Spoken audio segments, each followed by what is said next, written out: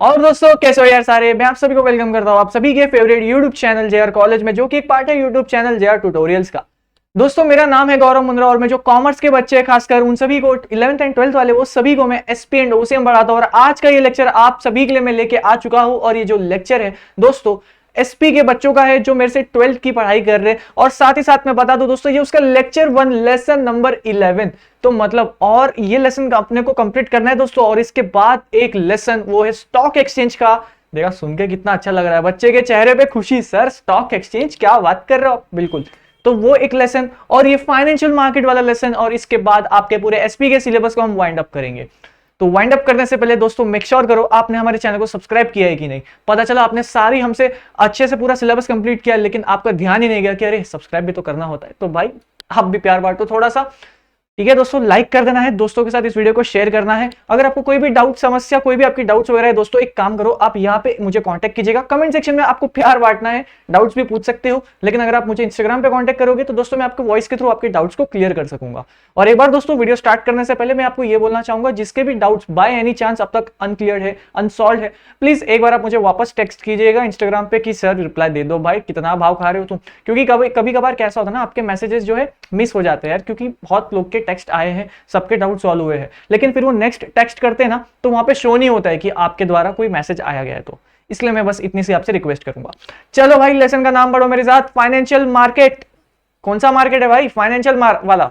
दोस्तों यार साफ शब्दों में अगर हम समझे मार्केट का मतलब क्या होता है, बच्चा कह रहा है सर मुझे तो एक ही मार्केट पता है। मैं अपनी मम्मी के साथ या अपने मम्मी के बिहाफ में या अपने डैड के बिहाफ में, वो मुझे बोलते हैं जहां भाई मार्केट से सब्जी फ्रूट्स वगैरह लिया, मैं जाता हूँ, एक मार्केट होता है, उस मार्केट में सब सेलर्स वेंडर्स बैठे होते हैं। मैं उनको बोलता हूँ अरे ये बनाना मैंगो एप्पल जो भी आपका फेवरेट फ्रूट्स वेजिटेबल्स आप उठा लेते हो, ठीक है, यही करते हो। मार्केट अगर हम समझे तो एक ऐसी जगह जहाँ पे सेलर्स होते हैं और जो जिसको कुछ खरीदना हो वहां पे बायर्स होते हैं, ठीक है। एक जनरल मीनिंग है जो आज हम बचपन से सीखते आ रहे हैं। और ऐसा कोई इंसान नहीं होगा जिसको मार्केट का मतलब नहीं पता। अब दोस्तों मार्केट जो है ना, जरूरी है क्या कि सिर्फ एक ही टाइप के मार्केट है, मतलब सिर्फ वेजिटेबल का ही मार्केट हो, ऐसा जरूरी है क्या? नहीं, स्टॉक मार्केट भी होता है जो हम लेसन नंबर 12 में सीखेंगे इन डिटेल, टेंशन ना लो। मैं क्या बोल रहा हूं, अब मार्केट सिर्फ एक ही मार्केट नहीं होता है क्या? नहीं, देखो मार्केट का एक जनरल मीनिंग यह है ऐसी जगह जहां पे buying and selling of something. अब उसके आगे जो वर्ड होगा उस चीज की बाइंग एंड सेलिंग। जैसे वेजिटेबल मार्केट, नाम से क्या समझ आ रहा है, यहां पे ऐसा मार्केट है इसमें बाइंग एंड सेलिंग होती है किसकी? वेजिटेबल्स की। फ्रूट मार्केट, फ्रूट्स की buying and selling. Clothes market, कपड़ों की buying and selling. Stock market, securities की बाइंग एंड सेलिंग। इस तरह से ही दोस्तों फाइनेंशियल मार्केट, फाइनेंशियल चीजों की बाइंग एंड सेलिंग। समझ में आया? यहां से लेसन डिराइव होता है इसका मीनिंग क्या? फाइनेंशियल चीजों की बाइंग एंड सेलिंग। इसके आगे मार्केट लग गया, मार्केट का अपने को मतलब पता है, पर किस चीज का मार्केट है भाई? फाइनेंशियल मार्केट, ठीक है। अब तुम्हें अगर फाइनेंशियल का मीनिंग नहीं आएगा तो भाई बीटी हो जाएगी। इसलिए मैं तुम्हें सबसे पहले फाइनेंशियल, ये वर्ड फाइनेंशियल मार्केट ये होता क्या है भाई, और इस मार्केट में किन चीजों की बाइंग एंड सेलिंग होती है हम पहले वो समझेंगे। वो समझते ही ये लेसन आपका शुरुआत हो जाएगा। और ये लेसन को अभी हम स्टार्ट कर रहे हैं। स्टार्ट तो हो ही गया था, तो मैं जो मार्केट की बकवास कर रहा था वो आपको सुनना है भाई, ठीक है, फॉरवर्ड नहीं करना है। चलो यहाँ पे फाइनेंशियल मार्केट एक ऐसा मार्केट है जहां पे financial instruments are bought and sold. खत्म, मार्केट की डेफिनेशन चिपका दी लोग ने। एक ऐसा मार्केट जहां पे बाइंग एंड सेलिंग होती है, पर किस चीज की? किस चीज की भाई? फाइनेंशियल इंस्ट्रूमेंट्स की। बच्चा कह रहा है सर बाकी सब तो ठीक है, फाइनेंशियल इंस्ट्रूमेंट क्या होता है? ठीक है, ठीक है, तुम्हारा डाउट में समझा। दोस्तों अपना एसपी में हम शुरुआत में क्या सीखते हैं? फाइनेंशियल इंस्टीट्यूशंस के बारे में सीखा, वो कैपिटल रेजिंग के बारे में सीखा, शेयर्स, सिक्योरिटीज, सिक्योरिटीज की डेफिनेशन वाइडर होती है, उसमें डिबेंचर्स, डिपॉजिट्स सब कुछ कवर होते हैं। फाइनेंशियल अपना units of mutual funds cover होता है, यूनिट्स या securities issued by government companies include होता है। तो एक सिक्योरिटीज ये जो डेफिनेशन थी उस वर्ड की बहुत वाइडर टर्म थी। दोस्तों मैं आपको बता दूं ये एक ऐसा डॉक्यूमेंट, फाइनेंशियल इंस्ट्रूमेंट का मतलब मैं बता रहा हूं, एक ऐसा डॉक्यूमेंट जिस पे मॉनेटरी वैल्यू लगी है और आप उस मॉनेटरी वैल्यू को किसी और को बेच सकते हो, किसी और को खरीद सकते हो, किसी और से उस डॉक्यूमेंट को। इसको बोलते हैं भाई फाइनेंशियल इंस्ट्रूमेंट। क्या बोला मैंने? फाइनेंशियल इंस्ट्रूमेंट एक ऐसा डॉक्यूमेंट है जिसके ऊपर कुछ वैल्यू लगी है भाई, कुछ वैल्यू लगी है। जैसे आपकी जो टेक्स्ट बुक है उसको उठा लो, आपने उसको उठाया, क्या वो एक डॉक्यूमेंट है कि नहीं? डॉक्यूमेंट तो बिल्कुल है। क्या उस पर कोई वैल्यू है कि नहीं? वैल्यू भी है, लेकिन वो एक फिजिकल बुक है और उससे फाइनेंस का कुछ रिश्ता नहीं है। वो एक, आप कह सकते हो, एक बुक्स रिलेटेड मार्केट। तो फाइनेंशियल मार्केट कुछ उस तरह से ही होता है, वो एक डॉक्यूमेंट है और उस डॉक्यूमेंट की मॉनेटरी वैल्यू है। मॉनेटरी का मतलब उस पर पैसे की वैल्यू लगी हुई है, और अगर आपको वो चाहिए तो आपको उसको खरीदना पड़ेगा। अगर आपके पास है, आप उसको बेचना चाहते हो तो आपको बेचना पड़ेगा। बस अब देखो यार, यहाँ पे हम यहाँ तक सब हिंदी में समझते आ रहे हैं, मतलब आराम से कैजुअली इस टॉपिक को समझ रहे हैं, लेकिन अब यहाँ पे क्या लिखा है थोड़ा सा डिटेलिंग में जाते हैं। चलो देखो, फाइनेंशियल मार्केट एक ऐसा market where financial instruments are bought and sold. अब इसका मतलब ये समझने से पहले हमें ये पता होना चाहिए कि फाइनेंशियल इंस्ट्रूमेंट्स में क्या क्या आता है, तभी तो हमें समझेगा। तो फाइनेंशियल इंस्ट्रूमेंट्स के कुछ एग्जांपल्स मैं आपको बता देता हूं दोस्तों। वो है सिक्योरिटीज, अरे सीखते आ रहे हो कि नहीं, शेयर्स, डिबेंचर्स, डिपॉजिट। अगर सोचो मेरे पास ना दोस्तों 100 शेयर्स है जेआर कॉलेज के, आपको वो शेयर्स मैं अगर बेचता हूं तो जब मैं बेचूंगा ना एक डॉक्यूमेंट बनेगा, समझ में आया? Transfer deed, share transfer deed, उस डॉक्यूमेंट का नाम होता है। ये डॉक्यूमेंट एक कंपनी सेक्रेटरी, एक एलएलबी, मतलब जो लॉयर है, जो एडवोकेट, जो प्रैक्टिस कर रहा है, और वो जो एग्रीमेंट बनाने की प्रैक्टिस कर रहा है, आप दोनों को इनमें से कोई भी इंसान से बनवाना होता है। जनरली सेल ट्रांसफर डीड के लिए कंपनी सेक्रेटरी के पास ही जाते हैं, वो बनाता है पूरा डॉक्यूमेंट, और वो जो डॉक्यूमेंट बनाएगा उस डॉक्यूमेंट की प्राइसिंग होती है भाई। वो शेयर डॉक्यूमेंट जब बनता है, आजकल तो इलेक्ट्रॉनिकली बनता है, लेकिन मैं क्या बता रहा हूं, अब ये जो है ना फाइनेंशियल इंस्ट्रूमेंट का पार्ट है। मेरे पास 100 शेयर्स थे, आपके पास कुछ नहीं है, आपके पास पैसा है भाई, पैसे की कमी नहीं है मेरे बच्चों पे। तो बच्चों ने बोला सर, जेआर कॉलेज के सर सुनो मेरी बात, तुम्हारा 100 शेयर मुझे चाहिए, आपके पास जो डॉक्यूमेंट है आप वो मुझे बेचो, और इस 100 शेयर के बदले मैं आपको ना 100 रुपए दूंगा। ये लो सर, पकड़ो, ऐश करो, जाओ बड़ा पाओ खाओ। तो ये क्या हुआ भाई, इधर ये जो डॉक्यूमेंट था आपने परचेज किया। दोस्तों मैं बता दूं, ये जो डॉक्यूमेंट था ये एक फाइनेंशियल डॉक्यूमेंट था। इस पे फाइनेंशियल डॉक्यूमेंट क्यों लग गया ये? क्योंकि ये एक फाइनेंशियल इंस्ट्रूमेंट है, और फाइनेंशियल इंस्ट्रूमेंट एक ऐसा डॉक्यूमेंट जिसपे मॉनेटरी वैल्यू लगी है। एक ऐसा डॉक्यूमेंट जिसपे मॉनेटरी, उस पे कुछ पैसे लगे हैं, उस पैसे को आपको देना है, तभी आप उस चीज को ले सकते हो। ऐसे डॉक्यूमेंट्स को हम फाइनेंशियल इंस्ट्रूमेंट्स बोलते हैं। और जब हम फाइनेंशियल इंस्ट्रूमेंट्स की बात की जाए तो इसमें पता है क्या क्या आता है? इसमें सिक्योरिटीज आता है, शेयर्स, बॉन्ड, डिपॉजिट्स, डिबेंचर्स। उसके बाद दोस्तों डेरिवेटिव्स, ये सब सीखेंगे आगे, अभी आप नाम समझो। डेरिवेटिव्स आप ये कह सकते हो, ऑप्शन ट्रेडिंग भी इसमें आती है। मतलब आप शेयर की प्राइस वैल्यू समझो, अभी 10 रुपए है एक शेयर, आप बोलते हो ये फ्यूचर में इसका प्राइस ऊपर जाएगा 15, तो आप इसके प्राइस ऊपर जाने पे पैसे लगाते हो। अगर आप कोई ऐसा डॉक्यूमेंट भी खरीदते हो ना, तो आप वो फाइनेंशियल इंस्ट्रूमेंट्स का पार्ट है। समझ में आया? तो ये फाइनेंशियल इंस्ट्रूमेंट्स, ऐसे इंस्ट्रूमेंट्स जब आप किसी मार्केट में बेचते हो या खरीदते हो, ऐसे मार्केट को हम बोलते हैं फाइनेंशियल मार्केट। समझ में आया? अब ये देखो, helps in mobilization of savings and convert it into investment. मेरे पास बहुत पैसे हैं, आप लोग की दुआ, मेरे पास बहुत पैसे हैं, मतलब है नहीं, जेबें तो खाली है, देख लो भाई, pockets are empty but my heart is full of money. अरे भाई ठीक है, डायलॉग नहीं मार, चलो यहाँ पे ध्यान दो यार तुम। मैं क्या बोल रहा था? Helps in mobilization of savings and convert it into investment. मेरे पास पैसे बहुत है, आप सबकी दुआ, लेकिन क्या करूं इस पैसे का? पैसा अगर आप जेब में रख रहे हो और उतना ही है वो, मैं 5 साल तक अपने जेब में रखा हूं पैसे, कोई सेंस है क्या उस बात की? 5 साल अपने जेब में रखने से अच्छा मैं उसको किधर इन्वेस्ट कर देता हूं। शायद वो 5 का 6 हो गया होगा, लेकिन बैठे बैठे 1000 तो कमाया ना मैंने, ठीक है। और दोस्तों जो ट्रेड करना चाहते हैं, जो ट्रेडिंग में जाना चाहते हैं, उनको तो पता ही है भाई, मेन्यू बोलो, मनी कितना इंपॉर्टेंट है ट्रेडिंग में, इन्वेस्टमेंट के लिए। बिना मनी के आप कुछ नहीं कर सकते। और अगर आपने अपने पैसे को सिर्फ स्टेबल रखे, एक जगह पे रख दिए 5-6 साल तक, तो इस पैसे की वैल्यू जो है अपने आप नीचे गिर जाएगी बिकॉज ऑफ इन्फ्लेशन, राइट। तो लोगों का हमेशा यही सजेशन होता है, अगर आपके पास कोई पैसे पड़े जिसको आप यूज नहीं कर रहे, उसको इन्वेस्टमेंट में डाल दो।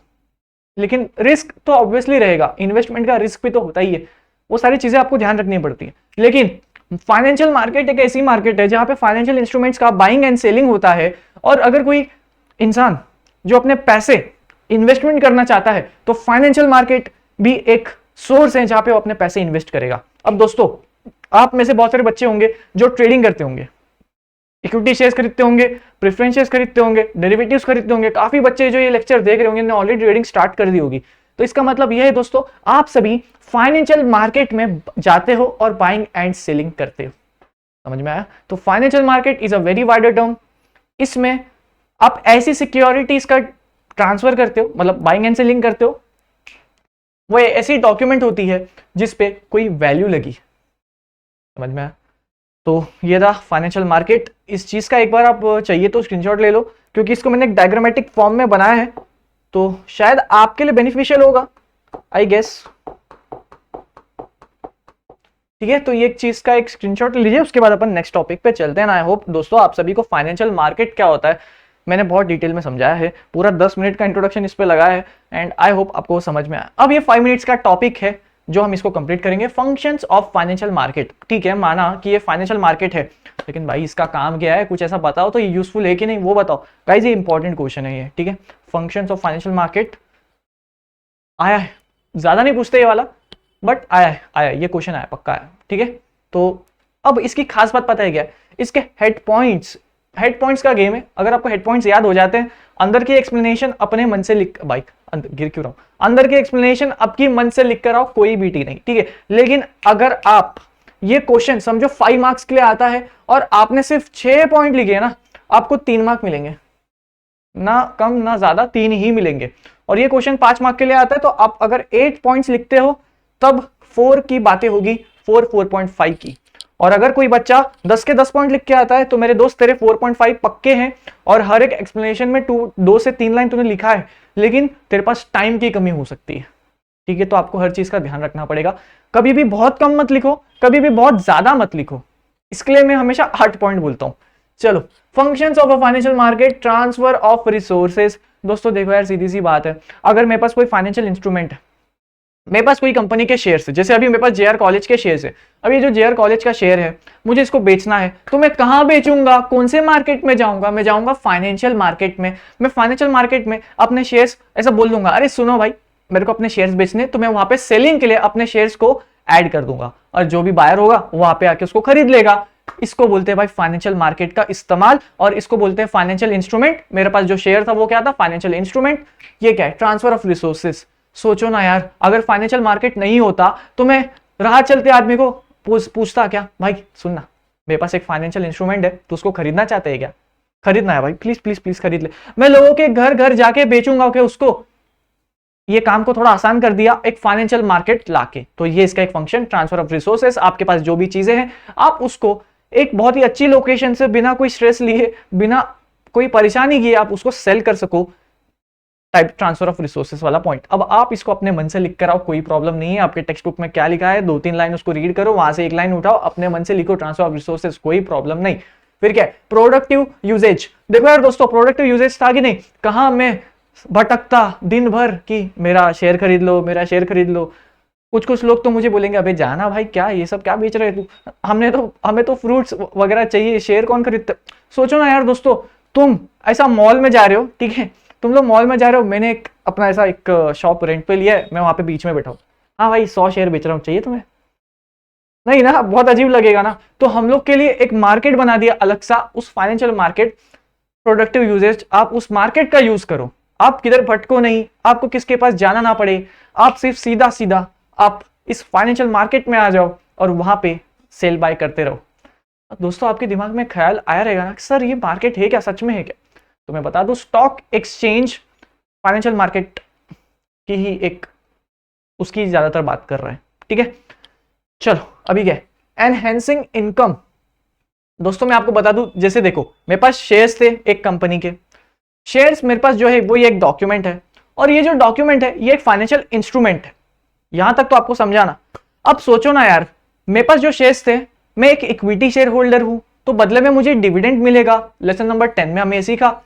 अब ये जो डिविडेंड मिलेगा, सोचो डिविडेंड मिलने से पहले अगर आप इसे खरीद लो, ठीक है, बच्चा आपके बात कर रहा हूं कैमरा के पीछे, आपने ये डिविडेंड को खरीद लिया, आपने मेरे शेयर को खरीदा, अब शेयर के पीछे आपको डिविडेंड भी मिलेगा अगर आपका नाम रजिस्टर ऑफ मेंबर्स में है। क्या बोल रहा हूं, समझ में आ रहा है? डिविडेंड का चैप्टर नहीं आता, ये मैं अभी क्या बोल दिया नहीं समझेगा। डिविडेंड का चैप्टर हमने बहुत डिटेल में किया है, कोई बच्चा जिसने वो मिस आउट किया है या डायरेक्ट 11 चैप्टर वो हमसे पढ़ रहा है, तो दोस्त 10 चैप्टर भी देख लेना, मैंने बहुत सही तरीके से समझाया है। और मुझे लगता है कि आपको नहीं मिलेगा यूट्यूब पे वैसा लेक्चर, क्योंकि मैं अपने लेक्चर अपलोड होता है तो मैं वापस देखता हूँ। ठीक है, टेंशन ना लो, फुल गारंटी, बहुत मजा आएगा आपको सीख कर।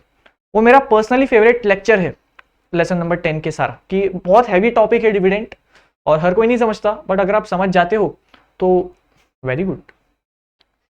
चलो भाई, तो आपको क्या होगा, डिविडेंड और इनकम मिलेगा, समझ में आया, डिविडेंड और आप इंटरेस्ट उस पर कमा सकोगे इन शॉर्ट। फिर क्या, कैपिटल फॉर्मेशन, देखो यार फाइनेंशियल मार्केट के आने की वजह से लोगों को अगर शेयर खरीदना होता है तो बहुत इजीली हो जाता है। कंपनीज को अगर अपने शेयर्स बेचने होते हैं तो आसान हो जाता है। कंपनीज क्या करती है ना, फाइनेंशियल मार्केट स्टॉक एक्सचेंज में जाकर शेयर्स अपने बेच देती है, और जब शेयर होल्डर्स, जब कोई आम आदमी इन्वेस्टर उस शेयर्स को खरीदेगा तो उसके पैसे किसको मिलेंगे, कंपनी को मिलेंगे, कंपनी के शेयर से। तो कंपनी के पास जब पैसे आते हैं तो कंपनी के पास कैपिटल फॉर्मेशन हो जाती है। अब इस कैपिटल फॉर्मेशन से कंपनी अपने बिजनेस को एक्सपांड कर सकती है, जो भी वो चाहे कर सकती है। तो इस तरह से होता है, इस तरह से कंपनीज जो है ना कैपिटल फॉर्मेशन करती है। जब आप कोई शेयर की वैल्यू देखो यार, फॉर एग्जांपल आप स्टॉक एक्सचेंज पे जाते हो, स्टॉक एक्सचेंज पे टाटा का कोई भी एक शेयर समझो 1000 रुपए का है, और ये शेयर पता है किसने लिस्ट करा है, कंपनी ने लिस्ट करा है भाई। तो जब आप वो 1000 शेयर खरीदोगे तो वो पैसे, आपके पास एक शेयर आ जाएगा कंपनी का,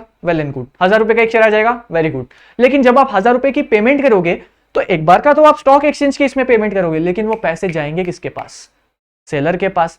अपने केस में सेलर कौन है, कंपनी है। तो जब आप शेयर खरीदोगे और वो पैसे जब आपके कंपनी के पास जाएंगे, कंपनी को पैसे मिल गए, बदले में क्या गया, शेयर्स। कंपनी ने क्या कर लिया, कैपिटल फॉर्मेशन, कंपनी को अपने शेयर्स बेच के पैसे कलेक्ट करने थे, पैसे रेस करने थे। ये क्यों हो पाया, बिकॉज ऑफ फाइनेंशियल मार्केट, और यही इसका एक मेजर फंक्शन है। समझ में आया, आसानी, चिल करो, टेंशन ना लो, इजी टॉपिक है, इस पे इतना प्रेशर मत लो। प्राइस डिटर्मिनेशन, प्राइस डिटर्मिनेशन देखो यार दोस्तों, डिमांड एंड सप्लाई पे डिपेंड करता है कि यार एक फाइनेंशियल इंस्ट्रूमेंट का हम कितना प्राइस दे सके, ठीक है। जैसे मार्केट में मैं ना एक बहुत सारा एडवर्टाइजमेंट करवाता हूं कि जेआर ट्यूटोरियल्स का आईपीओ आ रहा है, जेआर ट्यूटोरियल्स का आईपीओ आ रहा है। भाई जो भी खरीदेगा वो एकदम प्रॉफिट में ही जाएगा। जेआर ट्यूटोरियल्स का आईपीओ आ रहा है, खरीदो खरीदो। अब क्या हो गया भाई, अपने बच्चे इतने सारे हैं, अपना डिमांड इतना है कि मार्केट में सप्लाई तो बढ़ेगा। मैं बोलता हूं लोगों को कि अरे 100 रुपए का शेयर है, 100 रुपए का शेयर है, तो बच्चे खुश हो गए एकदम, 100 रुपए का शेयर, क्या बात कर रहे हो। जैसे ही हमारा आईपीओ आया, हम स्टॉक एक्सचेंज पे लिस्ट हुए, हमारा शेयर की एक वैल्यू पता है कितनी थी, 500 रुपए की।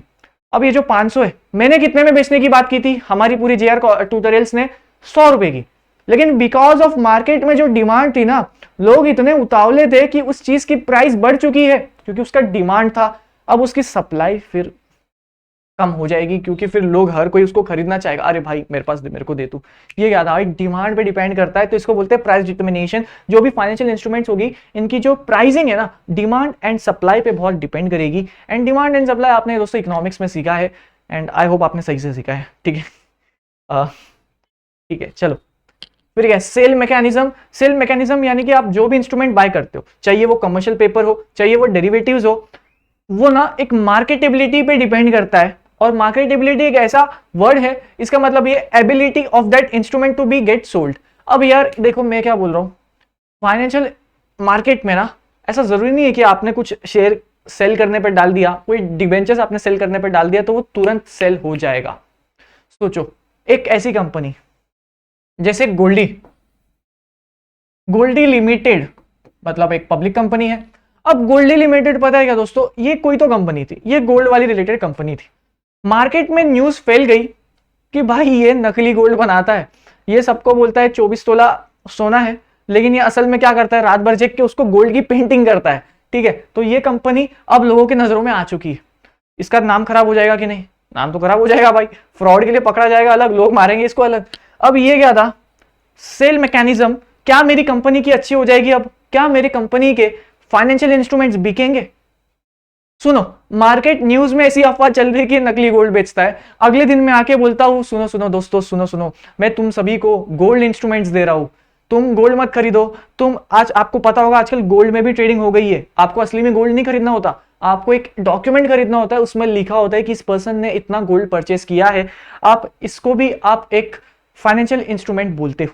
अब सोचो, एक दिन पहले मैं लोगों से गाली गा रहा हूं और अगले दिन मैं बोल रहा हूं मैं भाई गोल्ड का आईपीओ लेके आया हूं। आईपीओ नहीं होता गोल्ड का, लेकिन मैं से बता रहा हूं, मैं गोल्ड का मार्केट में सेल करने के लिए लाया हूं। मार्केट में अगर गोल्ड की भाव 60,000 चल रही, तो तुम्हारा भाई 30,000 में दे रहा है, जिसको भी चाहिए खरीद लो। स्टेबिलिटी, मार्केट स्टेबिलिटी, भले ही उस चीज का प्रोडक्ट मार्केट से कम है, लेकिन उसकी एबिलिटी टू बी सोल्ड एकदम जीरो है भाई, नकली गोल्ड बेच रहा है। नाम में गोल्ड ही है, बस नकली गोल्ड बेच रहा है, कोई नहीं खरीदेगा। ठीक है, अब ये क्या था, ये था दोस्तों मार्केटेबिलिटी का वर्ड का meaning, ability to be sold. इसकी एबिलिटी है क्या इसके प्रोडक्ट के गोल्ड बिकने का? अरे एक दिन पहले तो ये गाली खा रहा है कि नकली गोल्ड बेचता है, अगले दिन बोलता है कि 60,000 का गोल्ड 30,000 में मिलेगा, कोई खरीदेगा क्या? देखो कोई मूर्ख आदमी होगा वही खरीदेगा, क्योंकि एक दिन पहले तो गालियां खा रहा है ना, वही लोग होंगे यार जिनको पता नहीं होगा कि ये नकली गोल्ड बेचता है। ठीक है, चलो ये था सेल मैकेनिज्म। मेरे केस की कंपनी जो है इसका सेल मैकेनिज्म बहुत खराब हो जाएगा। ठीक है दोस्तों, आई होप आपको ये एग्जांपल से बहुत अच्छी तरह से समझा, मार्केटेबिलिटी वाला वर्ड का भी मीनिंग आपको समझ में आया। एबिलिटी टू बी सोल्ड, मेरे केस में एबिलिटी थी 0। चलो मोबिलाइजिंग फंड्स, मतलब आप अपने फंड्स को मूवमेंट दे सकते हो। कभी आप ये वाला फाइनेंशियल इंस्ट्रूमेंट कर रहे हो, मतलब देखो कभी आप शेयर्स खरीद रहे हो, कभी आपने शेयर्स को बेच के जो पैसे मिले उसका आपने डिपॉजिट खरीद लिया, डिपॉजिट खरीद के आपने उसको बेचा, आपने डिबेंचर खरीद लिया, उसी पैसे को आप बार बार घुमा रहे हो, आप अपने और सेविंग्स को डाल रहे हो। ये जस्ट होगा बिकॉज ऑफ फाइनेंशियल मार्केट। क्योंकि सोचो कल आपका मन करता है मैं आज शेयर खरीदना चाहता हूं, अगले दिन आपके उठ के मन करता है कि मैं अपने शेयर बेच के डिपॉजिट खरीदूंगा। ये पॉसिबल क्यों हो रहा है? Because of financial market. यहां पे जो है लिक्विडिटी यानी कि फटाफट फास्ट मार्केट है। ऐसा नहीं मैंने अपने शेयर्स बेचने को लगाया तो 3 साल बाद खरीदने का ऑर्डर आया, नहीं। फाइनेंशियल मार्केट है, बड़ा मार्केट है, बहुत सारे इन्वेस्टर्स सारे सब एक जगह ही मिलते हैं, वो एकदम फास्ट मार्केट है। ठीक है, अब ये क्या है? लिक्विडिटी वही है यार, मतलब फास्ट मार्केट है। आपको ना वेट नहीं करना पड़ेगा, एक साल तक आप वेट करो, मैंने शेयर बेचने पर डाला है पर कोई खरीद ही नहीं रहा है, पता नहीं क्यों, है ना। तो ऐसा नहीं होगा आपके साथ, भले ही 2-3 दिन लग जाएगा, लेकिन ऐसा नहीं होगा कि भाई आपका शेयर बिकेगा ही नहीं, मिलेगा। मार्केट बहुत बड़ा है, इन्वेस्टर्स बहुत सारे हैं, लोग खरीदने को तैयार है, लेकिन लोग पागल नहीं है। अगर आपका जो शेयर है, समझो 1 रुपए का आपके पास एक शेयर है, वो एक शेयर 100 रुपए का है, मार्केट में उसकी भाव 100 रुपए की है, पर मेरा प्यारा बच्चा उसको 300 रुपए में बेच रहा है, कोई खरीदेगा क्या? फिर तो वो 1 साल तक ऐसे ही रखे रहेगा जब तक उसकी प्राइस एक्चुअल में 300 नहीं हो जाती। तो समझ में आ रहा है मैं क्या बोलना चाह रहा हूं? मार्केट की आपको सेल मैकेनिज्म पे भी ध्यान देना पड़ेगा, उसकी मार्केटेबिलिटी क्या है, समझा? चलो इजी एक्सेस है, फाइनेंशियल मार्केट की बहुत इजी एक्सेस है। मैं आपको बता दूं फाइनेंशियल मार्केट यहाँ पे मेजरली ये पता है किसकी बात कर रहा है? स्टॉक एक्सचेंज की बात कर रहा है। स्टॉक एक्सचेंज, स्टॉक मार्केट, ये एक बहुत बड़ा मार्केट है, इसमें सारे सिक्योरिटीज की बाइंग एंड सेलिंग होती है। तो फाइनेंशियल मार्केट मेजरली उस चीज का भी बात कर रहा है, लेकिन और भी बहुत सारे मार्केट्स हैं, लेकिन मेजरली स्टॉक एक्सचेंज। चलो इजी एक्सेस हो गया, स्टॉक एक्सचेंज NSE BSE पे जाना है, आपको लॉग इन करना है, फिर आप वहां से बाय एंड सेल कर सकते हो। अब बच्चा कह रहा है सर स्टॉक एक्सचेंज का मीनिंग बताओ ना सर प्लीज ऐसा आधा मत छोड़ के जाओ। तो दोस्तों मैं आपको आधा नहीं छोड़ के जाऊंगा, लेसन नंबर 12 में हम स्टॉक एक्सचेंज पे बहुत अच्छी तरीके से बात करेंगे, तो आप उसकी चिंता मेरे पे छोड़ दो। ठीक है, इंडस्ट्रियल डेवलपमेंट, फाइनेंशियल मार्केट में दोस्तों इतने सारे इन्वेस्टर्स है, ये इतना बड़ा मार्केट है कि यहाँ पे ना डेवलपमेंट होनी है, और ये मार्केट आज से नहीं चल रहा, ये बहुत सालों से चल रहा है। Like before freedom, after freedom, एक मार्केट तो हमेशा ही था जहां पे फाइनेंशियल चीजों की बाइंग एंड सेलिंग होती थी। अब इस मार्केट को बहुत जगह जगह पे ये एस्टेब्लिश्ड है, ऐसा जरूरी नहीं कि सिर्फ स्टॉक एक्सचेंज की हम बात कर रहे हैं, क्योंकि दोस्तों एक ऐसे मार्केट्स भी होंगे जहां पे आप पता है क्या कर रहे हो, सिर्फ और सिर्फ कमर्शियल पेपर की डीलिंग कर रहे हो। अब कमर्शियल पेपर क्या होता है, ये सब चीजों पे भी हम समझेंगे, टेंशन ना लो, ये सारी चीजों पे हम बात करेंगे, आएगा टॉपिक आपके लेसन में ही है सारी चीजें। कमर्शियल पेपर क्या होता है, कुछ नया सुना ना आपने, लेकिन मैं बता दूं एक ऐसा पेपर जिसको आप मार्केट में बेचोगे तो उसकी वैल्यू बहुत ज्यादा है। ठीक है, चलो मैं बताऊंगा, टेंशन ना लो, सब इन डिटेल बताऊंगा, नेक्स्ट लेक्चर में आप सभी को बताऊंगा। इस लेक्चर को हम यहाँ पे एंड करते हैं, ये बेसिक इंट्रोडक्शन था। इस लेसन में हमें, इस लेक्चर में हमें पता है क्या सीखना है, फाइनेंशियल मार्केट मेन, इसके फंक्शंस के हेड पॉइंट्स, अंदर 2-3 लाइन अपने मन से लिखो, कोई प्रॉब्लम नहीं है। चलो यार दोस्तों इस वीडियो को मैं यहाँ पे एंड करता हूँ, मिलता हूँ आप सभी से नेक्स्ट वीडियो में, तब तक के लिए आई होप आप मजा अच्छे से पढ़ रहे हो हमारे साथ। इस वीडियो को लाइक कर दो, दोस्तों के साथ शेयर करो, और एक बार चेक कर लो आपने सब्सक्राइब किया कि नहीं, ये आपके भाई का इंस्टाग्राम आईडी। अगर इस लेसन में, इस लेक्चर में कोई भी डाउट आ रहा है आप प्लीज मुझे यहाँ पे कनेक्ट कर सकते हैं। मिलता हूं आप सभी से नेक्स्ट लेक्चर में, कहाँ मिलूंगा? JR कॉलेज पे, तुम्हारे भाई का इंतजार करता हूं। चलो।